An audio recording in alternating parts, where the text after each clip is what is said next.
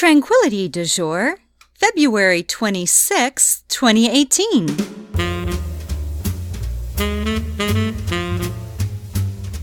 Hello there, this is Kimberly Wilson, and welcome to the 415th edition of Tranquility du Jour. Today's episode is Woman Most Wild with Danielle Dulsky. And this was recorded in the fall, so we're talking a lot about kind of fall rituals and what have you. But, you know, the great thing about it is fall, is the best time of the year. That's my personal opinion. But we do also talk about the transition from fall to winter to spring, which is where we'll be emerging quite soon. So in this week's edition of Tranquility du Jour, we're talking about the urban witch, rituals, tracking your cycles, the moon, and more.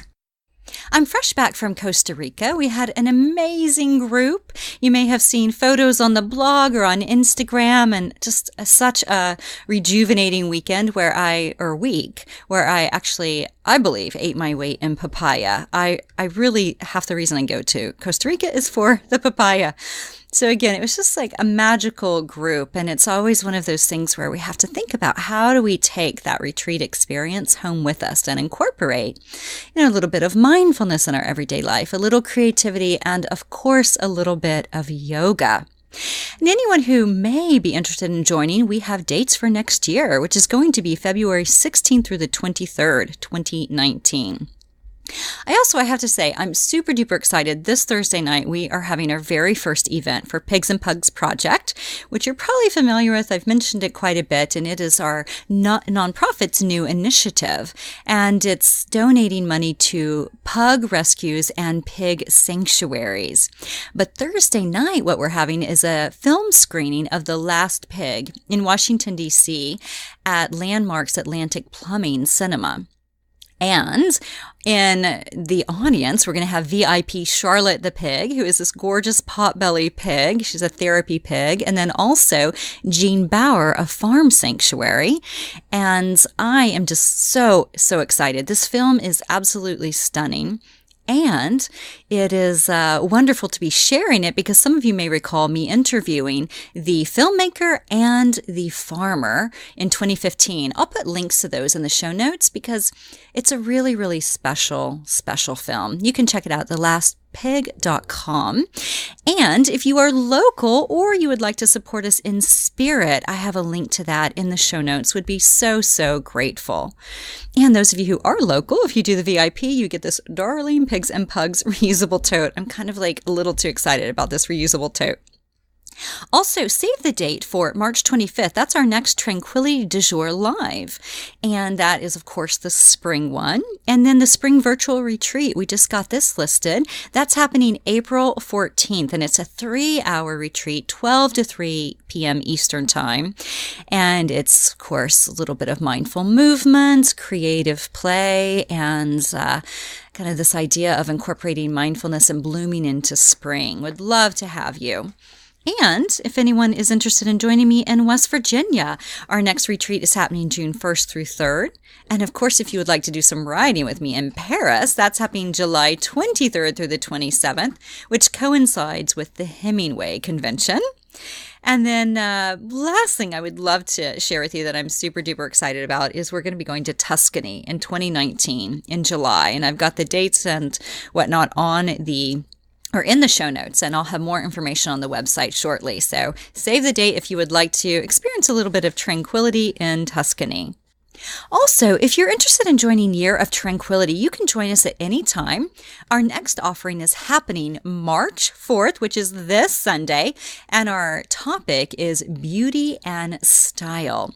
Really excited about sharing this because, of course, it's not just about outer beauty and outer style. It's a lot about inner and the way in which we represent ourselves to the world. So I've got a link to that in the show notes. And those of you who join, you can join and do the monthly, or you can join and do the annual, and you get access, if you do the annual, to the former modules, which were dreams and love. Now, without further ado, I would love to introduce you to Danielle. So she is the author, as I mentioned, of Woman Most Wild, and it's a book that came out by the publisher who's produced a couple of mine, New World Library. And she's an artist, yoga teacher, energy worker, and founder of Living Mandala Yoga teacher training programs. She leads women's circles, witchcraft workshops, and energy healing trainings, and she lives in Phoenixville, Pennsylvania. Welcome, Danielle. Thank you, Kimberly. Very happy to be here. Well, delighted to have you. And tell us a little bit about your new book, Woman Most Wild, 3 Keys to Liberating the Witch Within. Yeah, so the book came out of the work that I do with women, so leading women's circles and yoga teacher trainings, and work that was kind of non-witchy that just sort of naturally evolved into being more, a little bit more about circle craft and spell work and moon circles. So, working with women that certainly didn't call themselves witches, but every time they would do something like cast a circle or hold a wand or burn some herbs, something like that, they would feel, the sense of coming home. They would feel like they know how to do it already. And it was exciting for them and for me also, because I had been, practicing witchcraft for a long time at that point. So, it was exciting to see women get as excited about witchcraft as I was, and also feel, that they didn't really have to hide it as much as maybe they thought they would have. And then there would always be these questions of like, I have this sense of wild womanhood now. And so what do I do with it? And so the book was kind of my attempt to practically answer that question, in a craft that kind of defies all practicality. Like, how do I give this step-by-step how to on how to liberate the witch within? So that's where the book came from. Now, how do you encourage people kind of outside of your circle to get comfortable with the word witch? So what I usually say is that, when you have that kind of visceral in the gut reaction to the word witch or witchcraft or spells or any number of things, when you have that kind of in the gut belly clenching, that if you can just stop and go back and kind of trace where that belief comes from, you'll find that it's not even yours, that it comes from fairy tales, or it comes from the media, or it comes from patriarchal religion. It comes from somewhere that was just absorbed during childhood. And that's the first step in kind of dismantling that, that really in the bones belief that the witch is somehow evil is really examine where that belief comes from, because you probably will find that it didn't come from you. And so if it's not yours, then it doesn't belong in your psyche. When did you begin identifying or taking on that word for yourself? So for me, it was during my teenage years when I really started to know that I was a witch, but certainly wasn't telling anybody else that I was. So I came from a very evangelical Christian background. So I was raised, going to a born again Christian church and then going to church twice a week also. Born again Christian school and then church twice a week. And I got very into yoga. But around age 12 up until 15 or 16, yoga was kind of my bridge between Christianity and witchcraft, really, because it was this practice that my mother was telling me was kind of evil and of the devil and that I shouldn't be doing it. So of course I really wanted to do it. At the end of yoga, they tell you the divine in me honors the divine in you. And that was something that I was really missing from my religious upbringing, was that idea that divinity was internal instead of external and male. So that was intriguing for me. So I was kind of learning how to do it on my own throughout my late teenage years. But I didn't come out and tell people I was a witch until I was 25. Yeah, I really resonate with, and I love kind of the mention about recognizing that the divinity is within versus like outside, and looking for that outside from, someone in the clouds or, whatever it is that we're taught kind of growing up that we may begin to question at some point or begin to believe like actually God is female. I mean, like all these different ways in which we can look at it. That's very different than how we were raised. I too was raised evangelical. So I know exactly what you're talking about. But I love that, as a fellow yoga teacher, it's like, okay, yeah, divinity, nama freaking stay, right? It's like the divinity within me acknowledges the divinity within you. Like how different, that is than like you're going to burn in hell, which is how I was raised. Yeah, exactly. And in a lot of ways, that's like the important first step that a lot of newer witches miss, is that realization that they are God, goddess, mystery. So when they go to cast a spell, like that's the real fundamental belief they have to have, is that they have the right to affect change in the world because they are the world. They have that divinity in their blood. And so if they're missing that, because, that idea of the divine feminine is very disempowered in our society. So most of us are missing that. But if they haven't taken that first step in really, claiming themselves as having that power, then their spellcraft is kind of, it feels inauthentic when they're doing it. And that's really the reason why you really have to have that sense of agency and autonomy when you're casting spells. And that only comes from that realization that divinity is internal. Beautifully said. I think that's a great reminder. And I think it's so important, whether or not you resonate with the word witch or, whether or not you follow Christianity, Buddhism, whatever, is to recognize like, okay, there is a divinity within. So you talk about, and this is actually the subtitle of the book, the 3 keys to liberating your inner witch and owning your own power. So can you tell us what these 3 keys are? Mm-hmm. So the first key is wild rhythm. And wild rhythm is learning about how the solar and lunar cycles affect nature, but then also, and more importantly, how they affect you personally. So these kind of witchy norms or wild woman norms that we hear about how, we're all powerful at the full moon and then we're supposed to, divine at the new moon or something like that. Like all of these norms, they really don't mean as much if they don't feel authentic to you. So that first step, wild rhythm, it's, learn about the cycles of the seasons, the wheel of the year and all of that, but then also really look into your own patterns, look back through your own experiences and really track, like explore almost scientifically how those patterns and cycles affect you personally, because that will make your craft that much stronger and more authentic when you know the way those cycles affect you. And then the second key is wild ritual. So it's after you've discovered all of that, wild ritual is your spellcraft. So spellcraft being the way you work your magic, which is different for everyone. But magic has to be this conversation that you're having with the universe. So every spell that you cast or every ritual that you hold for yourself is basically you as the witch saying, this is the kind of world I want the children of the future to live in. So every piece of your magic, every way that you enact your magic embodies your deepest, most core values.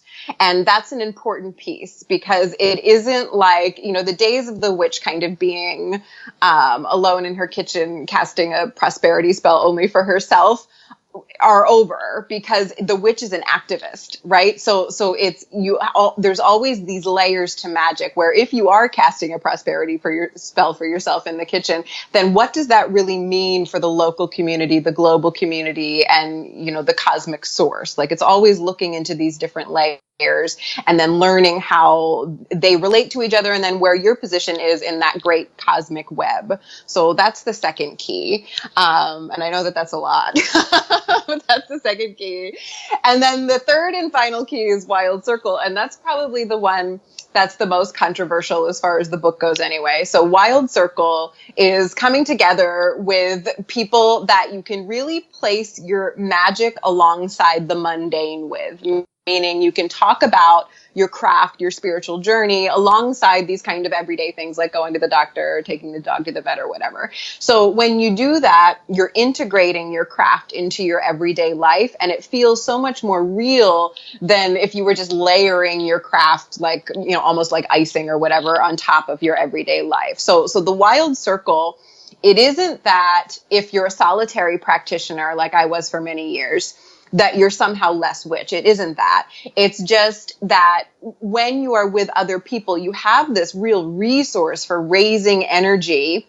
And then also claiming your right to speak and be heard, which is everything, particularly for women that don't have a lot of social space to be able to do that, to speak and be heard, to have everybody look at you and, want for you everything that you want for yourself is so amazing. And there really isn't another context for that other than, a women's circle or witches circle. So that last piece, wild circle, it really kind of puts everything together. It gives you permission to own your wild rhythms and then to work your wild ritual in whatever way feels right to you. It's kind of like the great authenticator. So those are the three keys: wild rhythm, wild ritual, and wild circle. Great. And I like things laid out in these like 3 keys. So that's great. And then you talk about witchcraft, right, as an ancient spiritual path that rejects religious dogma in favor of female empowerment and a deep reverence for the earth. So tell us, what do you mean by witchcraft, and like, what are some of your favorite practices? Yeah, so witchcraft is a difficult one to define. Witch is a little bit easier because, witch is someone who meets both of 2 conditions. So a witch is anyone who first practices witchcraft, but then also has claimed the name witch for themselves rather than, look to an external authority to give it to them. So that's what a witch is. Now, as far as what practicing witchcraft really means, that's much more difficult because it's so unique to the individual. So for me, it's very important to link my craft to nature and the seasons and the lunar cycle as much as possible. I know witches that don't attend to that as much as I do, and I don't think that their practice is any less powerful than mine because of that. But for me, that's always felt really right. I'm very into the change of the seasons. And I honor those in different ways, but I do have these holy days that are ancient and are in line with the change of the seasons. But then I also do usually perform some kind of a spell on the full moon, and I do usually divine on the dark moon, so right before the new moon. But it's been kind of a changing practice for me. So a real clear evolution in my craft has been this integration of the body into magic and spell work, because, even though yoga was very much a part of my spiritual journey and still is, I didn't have a place where I could really yoke my yoga with my witchcraft together. So that was something that I kind of had to do on my own. So this idea of body prayer that I love. So the one daily spiritual practice that I have is usually casting a circle, maybe around my yoga mat, maybe not, but casting a circle to contain the energy, and then using movement and maybe chanting to raise energy and then direct that energy toward my intention, which is really all a spell is intention and energy raising. So I try to do that every day. And sometimes it's a 5-minute practice that I'm doing in my bathroom.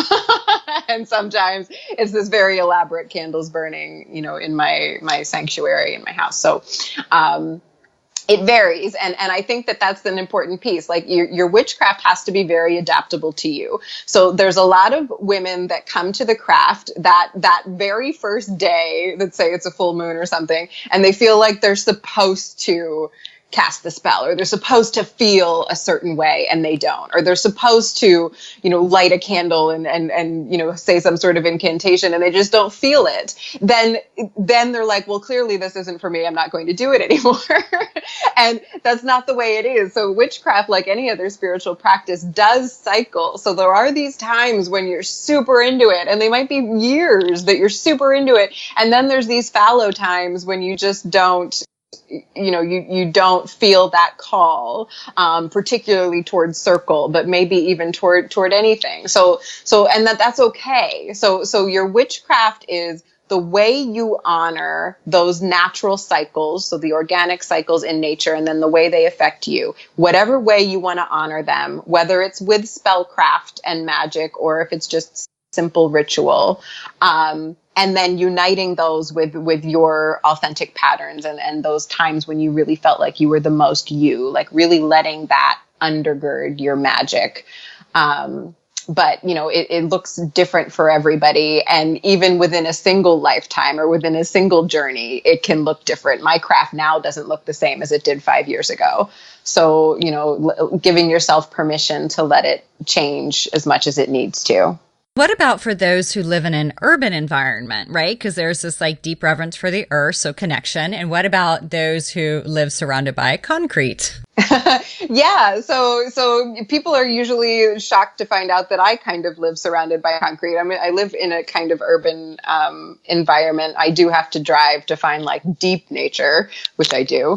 But the great thing is that if you're an urban witch, you have all of these amazing resources that someone that lives in deep nature in a more rural area doesn't have, because you might be able to find a circle or a coven or something very easily, versus somebody that lives in the middle of the woods wouldn't be able to have that. Or you can run to the store and buy, the sage or the crystal that you really want for your spell, whereas somebody that lives in a more rural area has to wait for it to be shipped, right? So you look at where you are, and you're always, the witch is kind of always thinking ecologically. So you look in where you are positioned on this earth, and you really go from there. And so there's ways to work your craft in whatever environment you're in. What about, so we have the, what is like fall equinox, right? I'm like, why? I wanted to say solstice. I knew that wasn't right. So the fall equinox, right, coming up right around the corner. And so by the time this airs, we will be past that.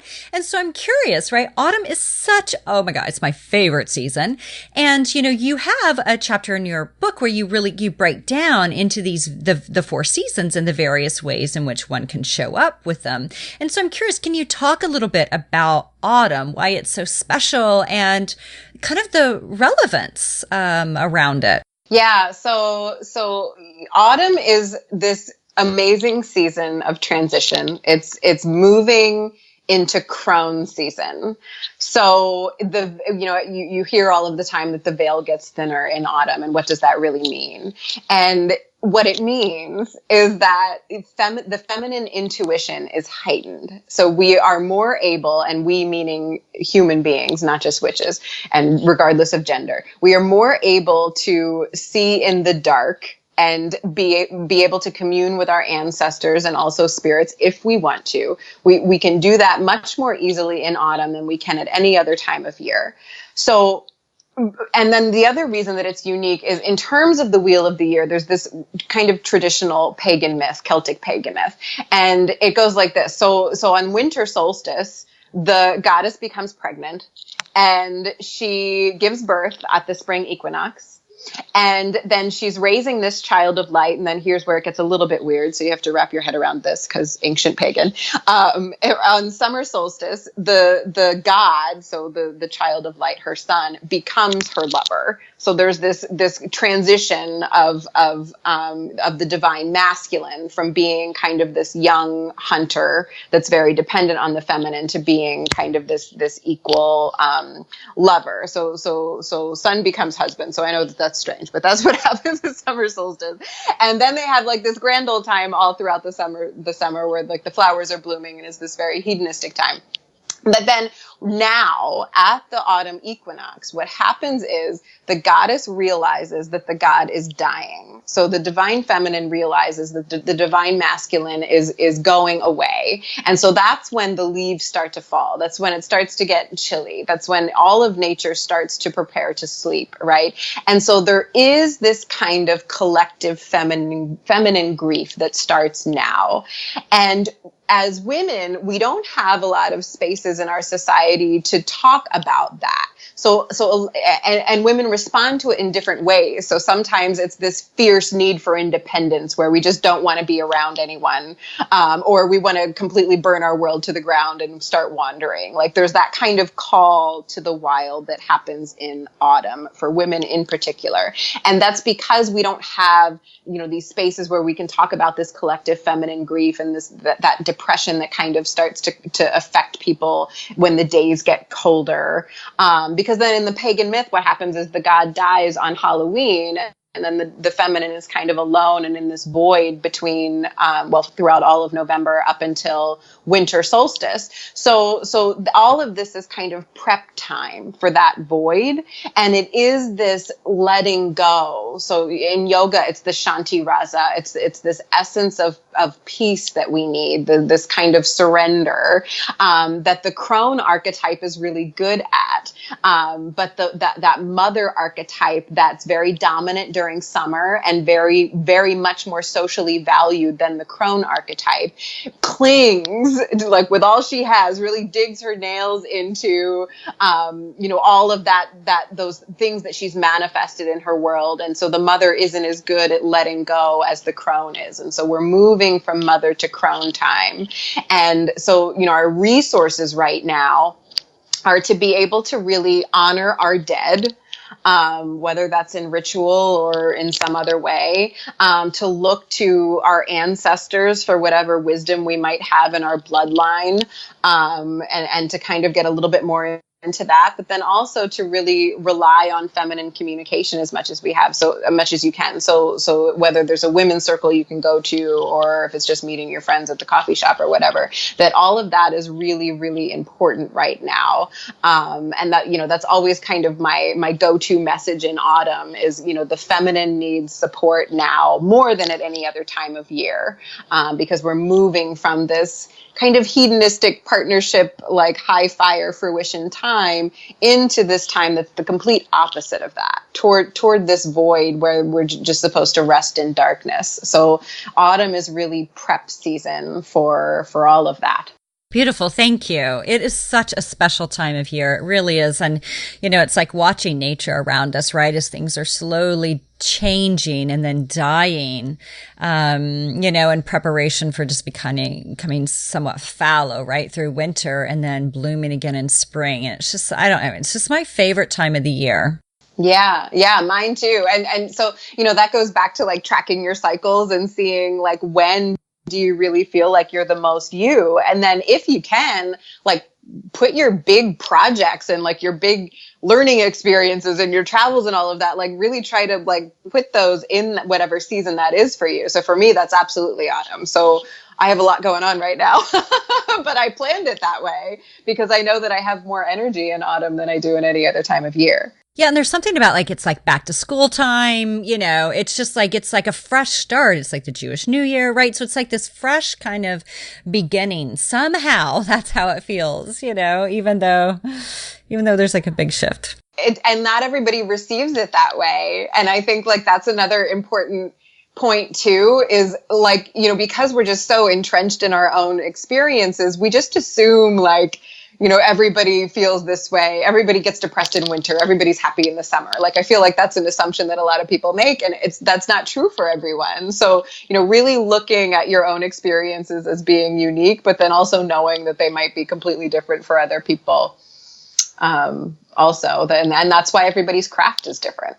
One thing too that you talk a bit about are moon rituals. So can you speak to that? There's always this thing of like, oh, full moon, everyone's like a little wonky and what have you. And, I'm just curious, what your experience has been and how you encourage us to honor the moon cycles and with ritual.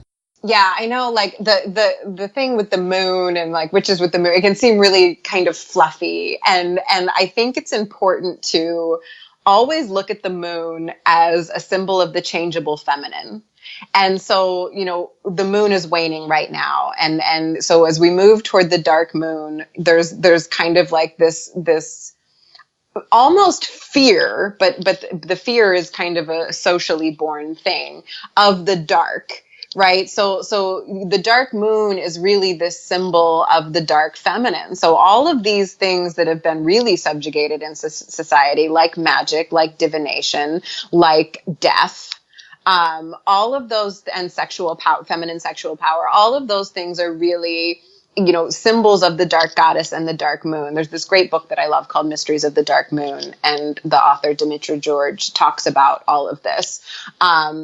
But so looking at the way the moon changes and how, the changeable feminine is so feared in society, and looking at the moon is like this constant, validator, that like validation that we're allowed to change. We're allowed to have those fallow times. We're allowed to have those high fire times, even within a single month. Right. So, and that is kind of the way moon magic works, is first you look at your own experience, but then those common norms are the waxing moon. So moving from new moon to full moon, that's kind of fertile time for manifestation magic and calling in what you want. Full moon is kind of the peak of that. And then when the moon starts to wane, that's when magic becomes more about banishing or protection and letting go. And then when we get to the dark moon, I was taught, and so for me it works, but this isn't true for all witches, that you don't really work any magic during the dark moon, those 2 or 3 days around the dark moon, that's really time for divination. So, reading the tarot cards or the oracle cards, or just kind of scrying or looking forward, whatever's in your practice. So that's kind of the way moon magic works. And that is the way I honor it in my practice. So I know that if I'm going to be manifesting something, for instance, I will wait until the moon is waxing. If I can, if I know I'm going to be banishing something, I'm going to wait till the moon is waning. So it's like learning all of those norms and then seeing if that's true for your ritual. And there is a long path of trial and error. So, don't take anything just for granted because that seems to work for most witches, because it might be different for you. My last question for you, Danielle, is I love to ask all my interviewees this, and it's basically the name of the podcast is Tranquility du Jour, right? So this idea of how do we find tranquility in the everyday? And so I'm curious for you, with your various projects, your writing, witchcraft, etc., how do you find tranquility in your everyday? Yeah, that's a good question because I don't think of myself as a particularly tranquil person. But I was designing a ritual the other day, and whenever I design rituals for other people, like group rituals, I try to do it on my own first, just to make sure it feels authentic and real. And in the ritual, it was important for me to really define what my soul wanted. Like, what is my soul really calling for right now? And the answer that I kept getting was rest. that I really want that serene, kind of tranquil feeling. And it isn't something that I, carve into my day. I do, have those body prayer practices that I do, but they don't feel tranquil. They don't feel like rest or serene or anything. They do feel very active and like I'm doing something. However, when I'm writing, that feels, even though I'm doing, so even though I'm thinking, my mind's kind of scattered, it almost feels channeled sometimes in a way that allows my thinking mind, my scattered monkey mind, to feel a little bit more anchored, as if it's kind of like taking a step back.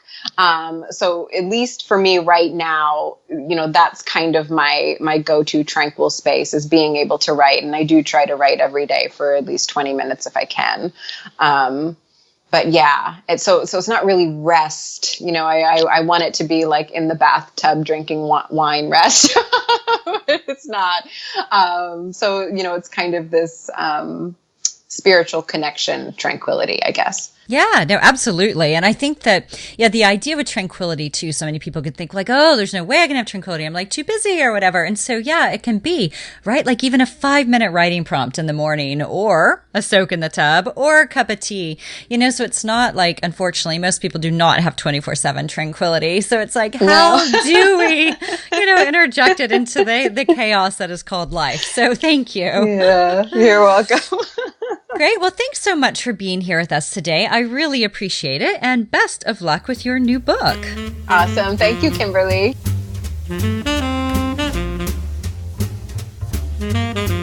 You can find Danielle online at danielledulsky.com. You can find her on Twitter, Facebook, and Instagram too. And I have links to all of that. And of course, you can find her lovely book. In addition, you can find me, of course, on Instagram, where I love posting at Tranquility du Jour, on Pinterest, Facebook, Twitter, and YouTube.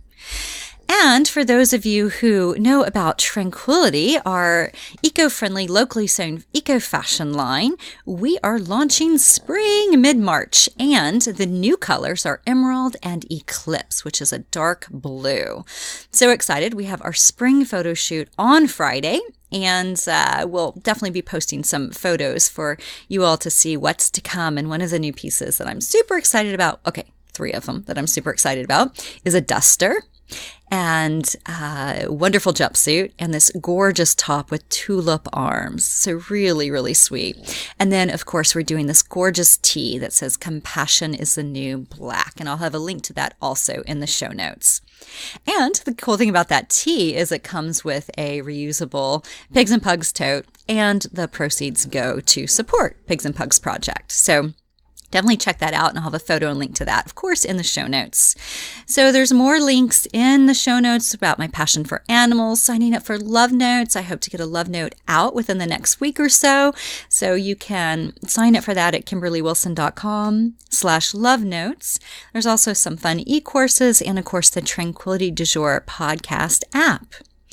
So in closing, if you have a moment to pin a review of this podcast on iTunes and or share it at all via social media, would be most grateful. And then also if you have a moment to pin a review of any of my books on Amazon or Goodreads, would really appreciate it.